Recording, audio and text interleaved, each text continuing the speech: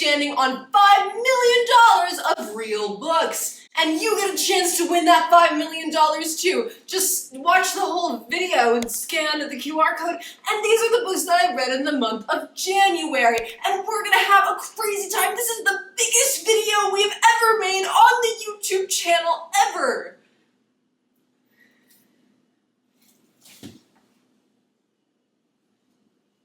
By the way, you'll find that I did borrow most of these books from the library, but the one that I'm standing on top of actually that my feet were like made contact with, that is the one that I own, so I'm not ruining any property here. The only property that I'm ruining is my own, and I have the right to do that. That version of me was a little bit crazy, huh? The past me, ugh. But I love her though. You know, without her, there wouldn't have been me. Hi.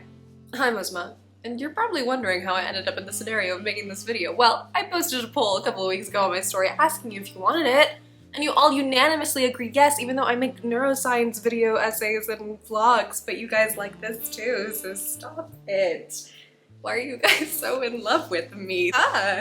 Okay, for the 6 2/2 books that I read in January, I say 2/2 because they're 2 separate halves. They're not 2 halves from the same whole, it's 2 separate halves from 2 different pies. I've decided what we're gonna do is I'm going to categorize these books, or try to explain them in 1 word and then 1 sentence. Or 1 sentence and then 1 word, that's actually the order that we're gonna do it. To get like a little bit of a vibe to see if you're into it, and then I'll go into my deeper thoughts. Let's just go ahead and start, baby. That's crazy. Let's start with rejection. Rejection in a sentence. 5 people get told no for the very first time in their lives. In a word, nasty. Not even just like, ooh, nasty, but also like nasty. I honestly can't really remember the things that I want to say, so I have to look up my reviews on Goodreads. I remember, of course, but it's just easier to have like a little script in front of me already. Right, so these are 5 short stories set in a kind of fictional 21st century alternate universe type thing, because all these characters aren't real, at least I don't think they are, but they're definitely very heavily inspired by the modern world today. I say 5 short stories, but there are actually 2 extra ones in the back here, but those are a little bit of a different style than the first 5, so I'm just gonna talk about the first 5 first. All of these characters kind of exist in the same interconnected universe here, and it's interesting how you see some of the characters from past stories come out to play in the other stories. It's like, you know, usually short story collections are kind of disconnected from each other, but this one really has a clear vision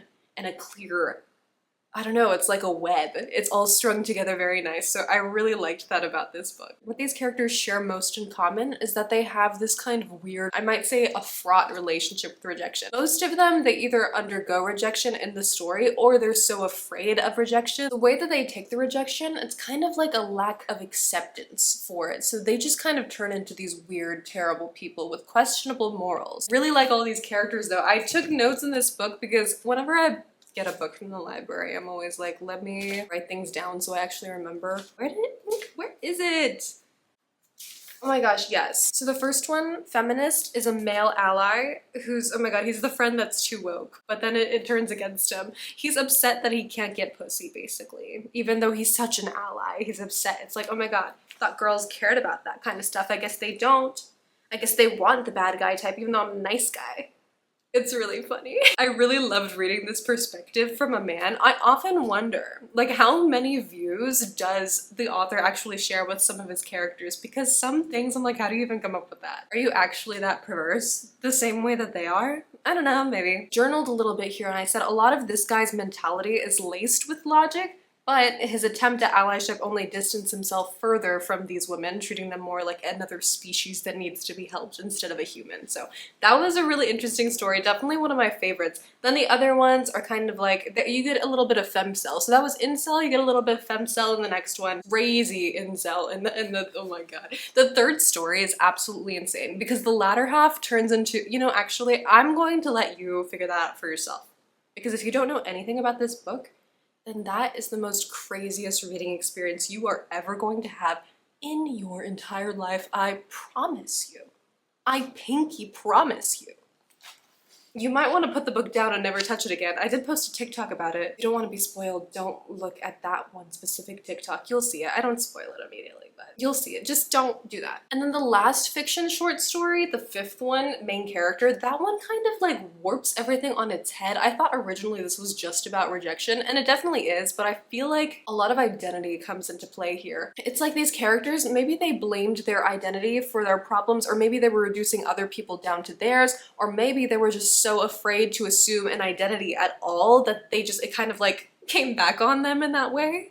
I really liked the play between identity and rejection. It was really interesting. And the very last story in this book that is not entirely fictional, I'm sure it is like a little bit fictional for sure, but like it's a little bit meta. It talks about the book in the book, and it's just so cool because it answered so many questions that I had while I was reading the book. I don't even know if it answered them, but it addressed them in some way. It is just probably the most dynamic reading experience I've ever had in my entire life. I absolutely loved it. Well, let me not lie and say absolute. It was not absolute. It was a little bit less than absolute. There were some things that I didn't really like about the stories. I wasn't totally fond of the prose at some point. With certain characters, sometimes this author would just go a little bit too far to the point where it was like way too caricature-y. Like I'm thinking of the 4th short story. He was mixing so much internet slang from across like 2010 to 2020. I'm like, how is there so much range between the internet slang here? Because if somebody knows about AAVE, like the cis and period and stuff like that, they wouldn't still be saying things like, oh, let me think of an example. They wouldn't be saying dank. Like, they wouldn't be saying dank. Peeved me off a little bit.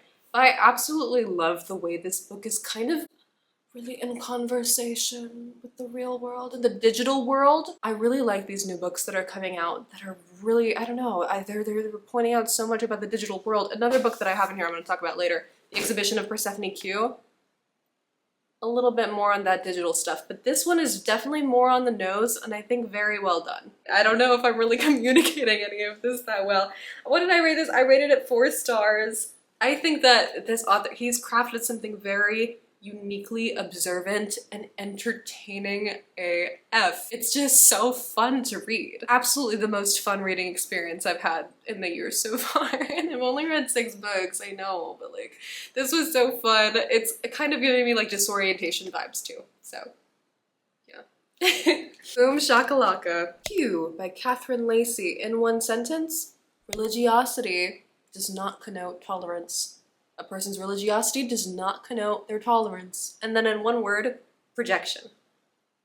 That's definitely the best word I can come up for this one book, that's for sure. I'll definitely say this is not the most fun reading experience I've ever had, but it was still entrancing. Let me give you a little bit of a synopsis. The main character is found sleeping in a pew on Sunday service, and this one family in this small Christian town, which is what it ends up to be, ends up taking them in.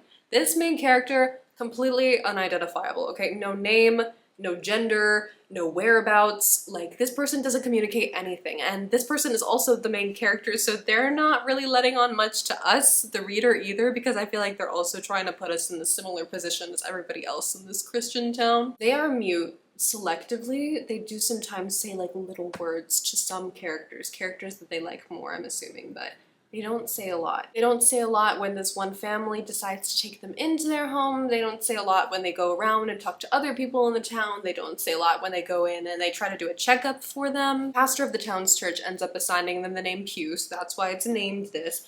I don't know, like I can't really put my finger on why I didn't like it so much. I think it was just kind of uneventful. And that might have been the purpose of the story, but I don't know, I felt like I wanted to get something more out of it. I just don't think I cared very much for the point of this book at all, but I'm just saying, I'm putting it out there. Because maybe one of you guys out there, yeah, anybody in the crowd out there, maybe you will enjoy it. Maybe it will really speak to you. But this book was definitely a lot of projection. Okay, a lot of projection, because Pew was going around, carted around to different people throughout the town so that they could talk, maybe they could get something out of them, or maybe the person just needed to, you know, drop Pew off for a little bit so somebody else could take care of him while they were doing something else. I'm sorry, I'm saying him, but the gender was not identified. Sorry, I'm just so, oh my god. The patriarchy, man, it really just seeps into our language.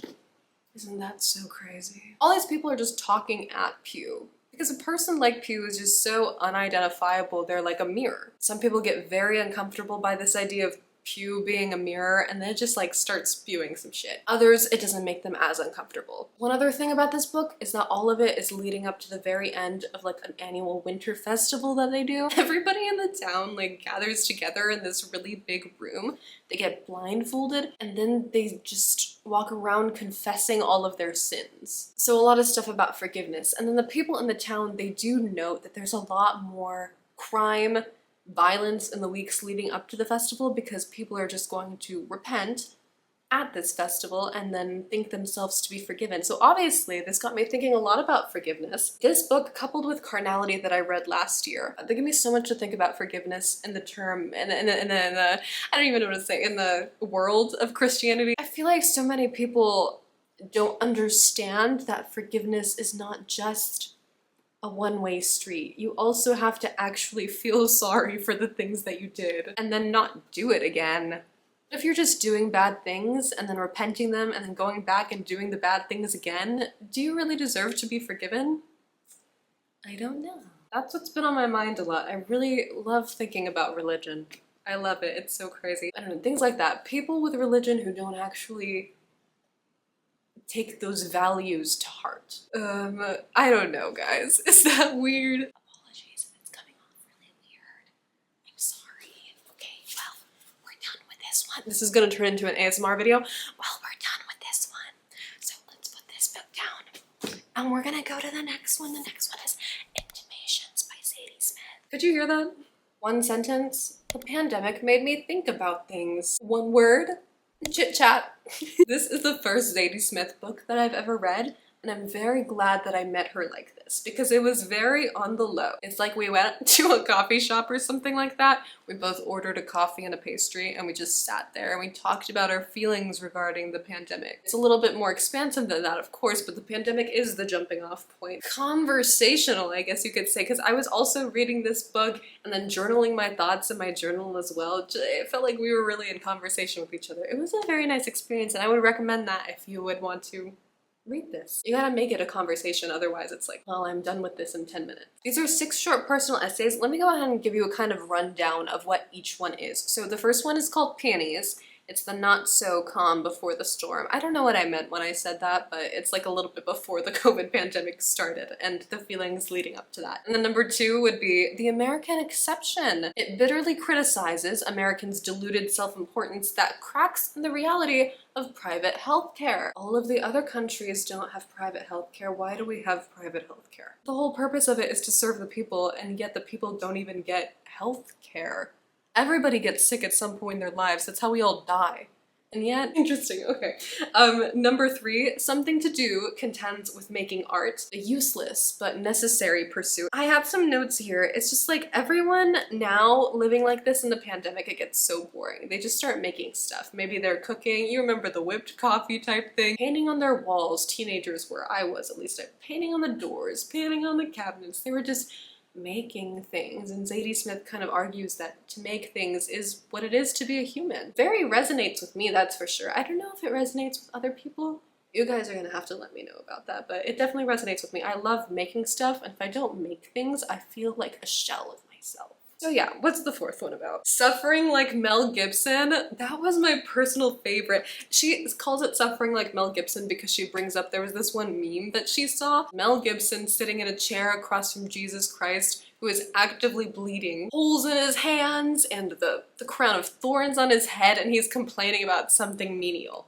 And it just seems really funny, like, in comparison to Jesus Christ. Like, look at him. He's the sacrificial lamb. He suffered for all of humanity, and you're complaining about this? It's just kind of funny, you know what I'm saying? But this essay, it really gives grace to everybody who suffers, because she claims that suffering is not relative. This is a quote that I wrote down. Suffering is not relative. It is absolute.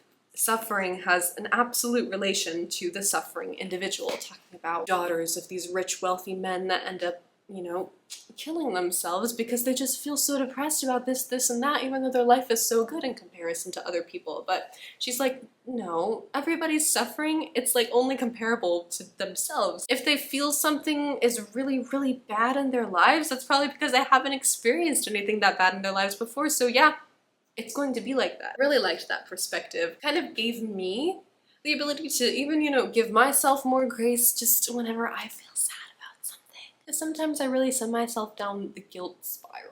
It's so insignificant. There are people starving all over in the world and you're crying about this. But it is what it is. Sorry for that callback. Number 5 was screen grabs. Different New York people affected by the pandemic. There are multiple little mini stories within this one essay. A massage spa owner, a crazy subway man, a put-together French-American woman. She finishes off with racism. She calls this one contempt as a virus. During that time, there's so much online conversation, real-life debate, real-life protests against police brutality, disproportionate treatment that Black people get in face of the law as opposed to other people in America. She's kind of going off about that, talking about theirs is full of contempt and that's the real virus of America. I really liked that. You know, this is one of those few books, I don't know how many others I've read that include COVID, but this is one of those few books that really talks about COVID in a not so suffocating way. This happened, this flowed through us, what can we learn, what can we gain from it? I really like how she brings out her feelings so unabashedly in all of these stories. It just, like I said, it just feels really nice. I feel like we sat down for a little bit, got a coffee, and we chatted about the things that are really personal to us. It did feel intimate. And that's the last little essay. It's called Intimations. And the definition for intimations, I had to look this up. It's like an indication or a hint. Basically, it lists the people in Smith's life and certain things that she's learned from them. And the final line in here I just found very poignant. I find that my physical and moral cowardice have never really been tested until now.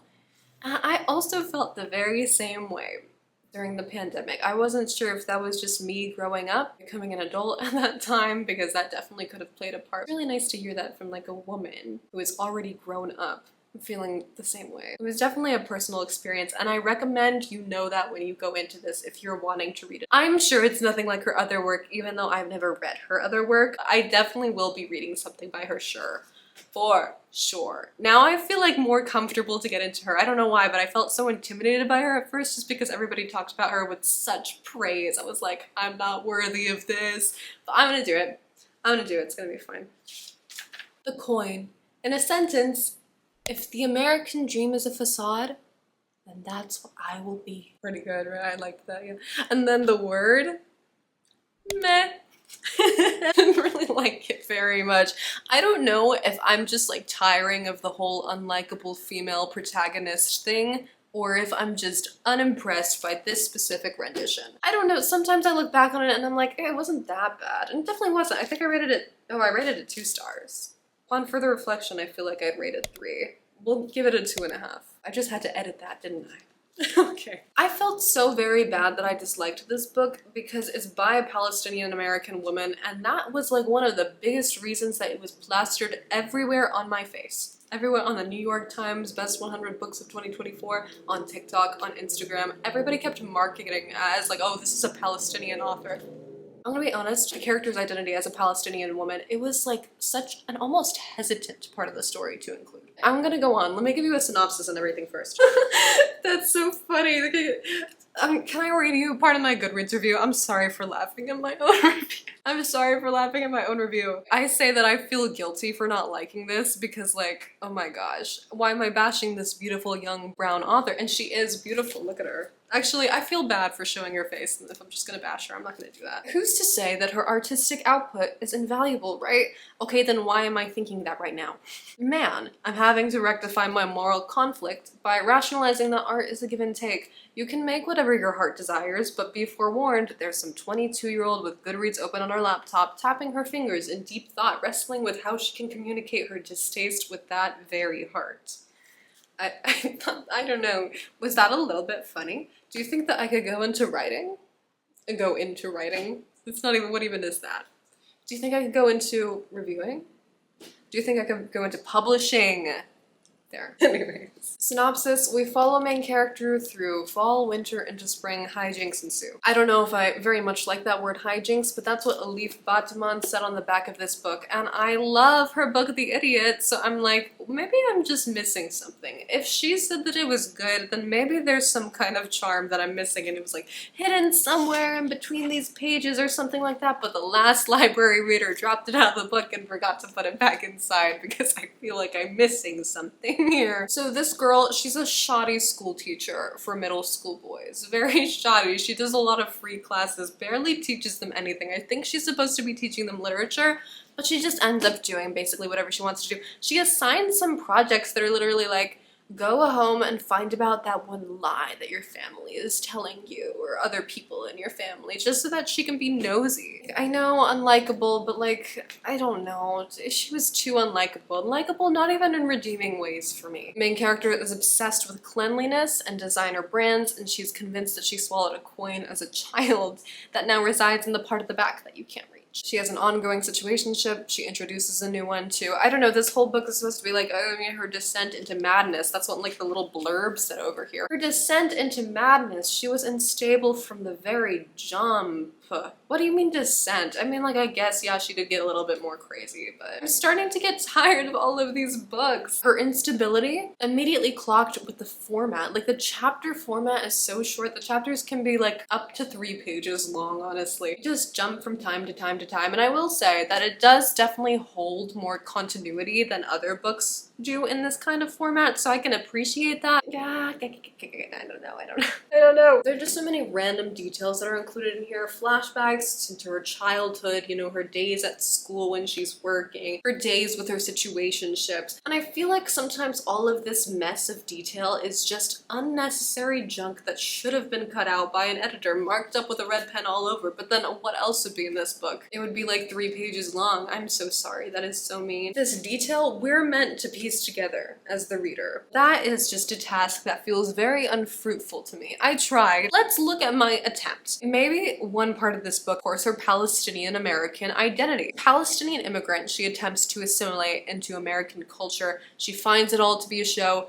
thus abandoning identity entirely and just going completely off the deep end, going crazy. That could be one interpretation. But then what's all that madness with the schoolboys and her boyfriend? Does that really add anything? I guess it kind of does. It kind of does, but it's so far-fetched and so barely connected to each other that you have to do some real reaching. We can flip the coin to the other side. Here's another interpretation of what this book could be about. This woman finds herself in the middle of a man's life. You know, she teaches the younger ones and she F's the older ones. Maybe it's a story about how a woman's role in a man's life can change over time. But then what's all the madness with the Palestinian stuff? Like, it's like, she just wrote what she wanted to write and she just put it in one book. I don't really feel that there's any kind of care for connection in between 2 pieces. Like, if she wanted to focus more on the whole American dream thing, then she could have really harped on these interactions that she has with one of her situationships, where they go and they pretend to be super rich people even though they're not that rich to get the Birkins. I think they should have resold the Birkins. She said that she did that, but it was like a sentence. They should have resold the Birkins. I think that really would have worked well for the whole American dream facade, about how people are really trying to assimilate, but it's all just a joke. The reselling of the Birkins, we should have harped on that. It's fine. And another gripe also, because I'm having a field day, as I said, the random second person stuff. Every now and again, she'll just be like, oh, you are somebody that is in my head and I'm talking to, or something like that. Okay. But she brings it up so rarely. Every time she does it, it's like a shock again. I'm like, what? So I honestly don't really understand the purpose of that. I was like, maybe I should think about this, but then I didn't really care about the book enough to think about it, so I stopped thinking about it. Why should I? So, okay, yeah. Unnecessary. Boring. Average. I feel really mean. To redeem this book, let me show you something that's really sweet about it, okay? At the very bottom, there's like a little flip book animation. Look, look, look, you're gonna have to watch closely. Is it focused? Oh my god, you can't even see that. I'm really sorry if I did not do that right, but it's like a little coin spinning and then falling down. Although this should be common knowledge, I just want to let you guys know, shout you guys out there, all my viewers out there, don't put a candle on the bookshelf. It might burn the shelf above it. It's okay. I just put some ice over it, you know, for a little bit to cool it down because it was burning to the touch, and it's fine now and everything's good, you know. Luckily I caught it when I did and I stopped the video in the minute but everything's fine now. So anyways, what do we have next? Let's talk about if Beale Street could talk. It was wet. Oh, it's the leaf. We got a new leaf coming in. Do you see this? Look at how sweet that is. Can you even see? This one. So sweet. Sentence for this one: prejudice is best endured through hope and love. Word: heartstrings. Oh my god, my heartstrings! Oh my god, my heartstrings! I did talk about this book a little bit briefly on TikTok, and I'm probably gonna be reiterating some of the same things that I said there. Number one of them being, I always get so scared whenever a book is tagged a classic because I'm like, that's not for me, that's for people who are smarter than me. No, I'm just a STEM kid. I am not deserving to read a classic. This one was totally fine. This one was also like very easy to read. The easy to readness does not get in the way of the haunting beauty of the story. Hauntingly beautiful. I was literally craving like a uniquely written romance, and this is like 100% the most uniquely well-written romance ever. I love this guy's prose. Captures such crazy feelings so simply. This book, I think it was like donated to the library by somebody. Whoever the previous owner was just marked up this book with some annotations and underlinings. It makes everything appear so much sweeter. Baldwin really says complex things really simply, in just the most perfect way. One thing that I really like the way he does, I really like when he says, suddenly this character was really far away from me. He had not moved, but his mind did, or something like that. I had not seen anybody say it the way like that before. Synopsis for this: there's this young black couple in the 70s, and the guy gets arrested. He's falsely accused of having raped somebody, and his pregnant girlfriend and her family and his family, they're all basically trying their best to get him out of jail. They're talking with a lawyer a little bit here and there. They're like trying to make money so they could maybe be able to post bail. But even though that's what this story is about, just like all throughout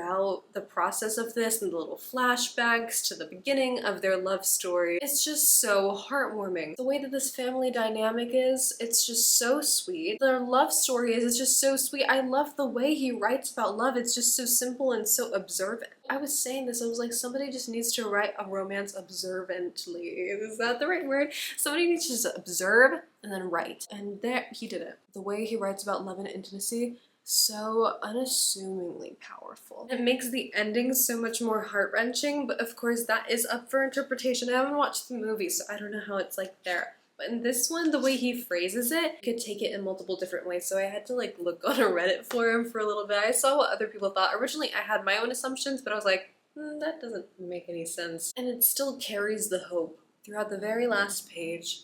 This is so great. It's so great. I just felt so in love with this book. I felt so in love with these characters, the family. I was like, oh my god, I want to be a part. They're so sweet. They're so sweet. They're working so hard to help each other. I'm definitely going to be reading more James Baldwin too. Oh, that's on the docket. L'exhibition de Persephone. Oh my god, I'm so sorry. That was so terrible. I'm so sorry if any of you guys speak French because that was very embarrassing. L'exhibition. I don't even know how it's said. Persephone Q in a sentence: losing yourself to find yourself. It's an incomplete sentence. It's a phrase. Participle, honestly. And the word, it's going to be meandering. And I don't know if I'm a big fan of that anymore. I definitely did like this more than the coin, and that might just be because I read another book by Jesewska. Wow, I can't speak right now. I read another book. Whoa. I read another book by Jezewska. As a matter of fact, it's not even a book. It's a short story collection called Ghost Pains. I loved that so much. I thought her prose was absolutely phenomenal, and I said, I want more of it. I said, I'm gonna get more of it, so I read this book. Kind of unlikable female main character, just drifting about, doing God knows what because she's barely employed. Love that life. You know what? Totally love that. I'm gonna be completely honest with you. I just finished this book prior to recording this video, so I haven't completely gathered my thoughts yet, but I do take notes while I'm reading so that I have something to say. I love this. Her writing, which is what really, I don't know. When I first read Ghost Pains, I was just immediately entranced by this woman's writing. The way she talks about the modern world and the digital world is so mystical, almost dreamlike. This also follows the kind of theme, not the theme, but the vibe of a dream, but not dreamlike logic in the sense that like things aren't making sense. Everything obeys the laws of physics, but instead it's just kind of directionless. Plot wavers in and out and does whatever it wants, honestly. It takes its time. While it's out, other musings are brought to the page. I'm sure I have some kind of connection to the main plot, but it's definitely going to take a little bit of interpreting, and I haven't fully wrapped all of my thoughts around there yet. I've seen what other people think this book is mainly about, but I'm not 100% sure yet. I still want to think on it a little bit more before I like write a review or anything like that, but this video has to go up so you don't get to have my complete thoughts. The video doesn't even have to go up. I'm making fake deadlines for myself. None of this is real. It's all fake. I was gonna say though, her writing, she takes her time. She makes you digest every single sentence. She makes you chew them for a little bit, really savor the flavor in there, and swallow. And feel it travel down your esophagus and then land in your stomach. That's what her writing's like. I don't know, sometimes she describes like very simple things, mystical ways. For example, there was something I wrote down, like opening yogurt. She said that she was removing the silver skin. I love that. What the fuck you want about, bitch? I love it. Gotta savor it slowly. And she makes sure you do, the way that she writes. She just makes you take your time, otherwise nothing you're reading is going to make any sense. I do appreciate that. She also uses interesting vocabulary here and there, but it's not suffocating to the point where it's like, oh my god, like we get it. You can use normal words, right? But like her vocabulary, it just comes out so naturally. It was as though she was imbued with the knowledge of all of these big words and like literally imbued with this knowledge in the room. She came out, popped out, she already knew how to speak effortlessly. That's how she is. And I really do like learning the new words from her. Corpus mementi. Oh, that's so embarrassing. I was trying to think of one of the words that I learned and now I can't remember. I guess I didn't actually learn anything. Also did do a fair amount of underlining and a little bit of annotating here and there whenever a thought would come up. So many good little lines in here. I'm like, this has to be preserved. It's really funny. It falls in like the same space as like my year of rest and relaxation and the coin for me, you know? And it's like the same type of cover as my year of rest and relaxation, the kind of painting like this, and then the neon font over it. That's just funny. I do wonder if this was like one of the first books that I read when I re-entered my love of reading how many years ago? 5 or 6? Maybe I would have liked it a little bit more than I do right now, because this just seems to follow a very similar style as the rest and relaxation, as the coin.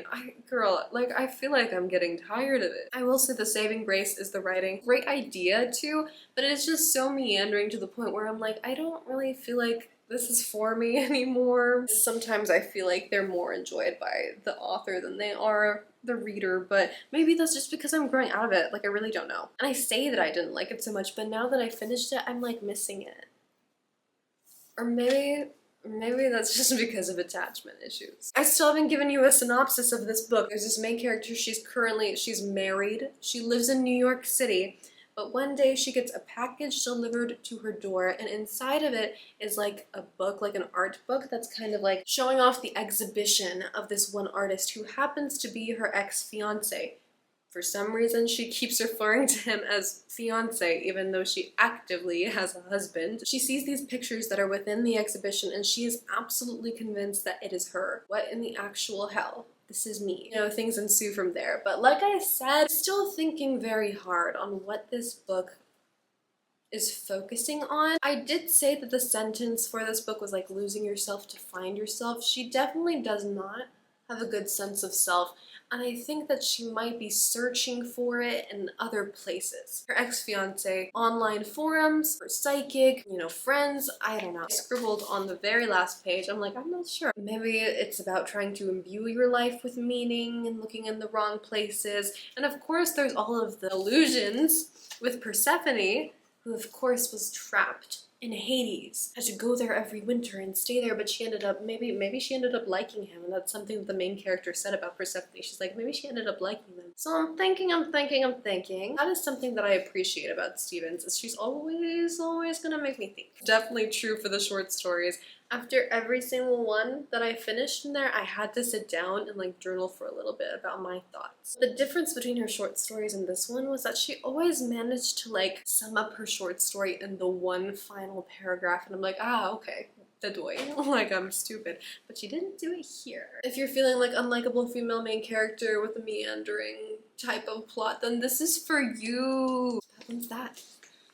Here are my two halves. Two halves of two separate pies. I can't get through Parade right now. I keep renewing this at the library. I only read 2 other books by Rachel Cusk before, that being Arlington Park and Outline. This is definitely like playing with structure a lot more. You really have to use your brain to read this one. I have just never been in the mood to use my brain every time I pick this up, so tragedy. That one's not a read for pleasure type thing. Instructions for Traveling West. This is a collection of poems published very recently, 2024. I like some of the lines that this girl writes, but I feel like I don't have the confidence to critique poetry the way that I could critique like some of these other books because I just don't enjoy it. Maybe that's why I don't understand it. I don't know. So those are those.